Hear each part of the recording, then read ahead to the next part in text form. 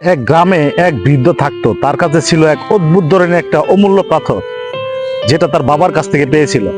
কিন্তু সে বৃদ্ধ ওই পাথরটির মূল্য জানতো না। একদিন সে ভাবলো, এই পাথরটার আসল মূল্য যদি জানতে পারতাম। তাই সে গ্রামের এক ফল বিক্রেতার কাছে গেল, গিয়ে পাথরটা দেখালো। ফল বিক্রেতা অনেকক্ষণ পাথরটা দেখে বলল, তুমি আমাকে এই পাথরটা দিয়ে আমার দোকানের সমস্ত ফল তুমি নিয়ে যেতে পারো।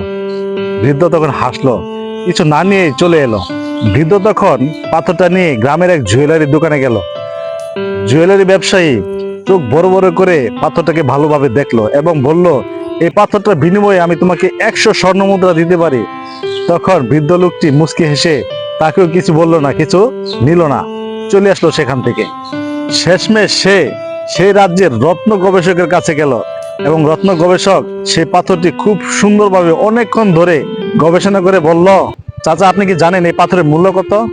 এই পাথরের মূল্য এই রাজ্যের রাজা আপনাকে দিতে পারবে না, কারণ এই বিরল পাথর এই রাজ্যের কোথাও নেই।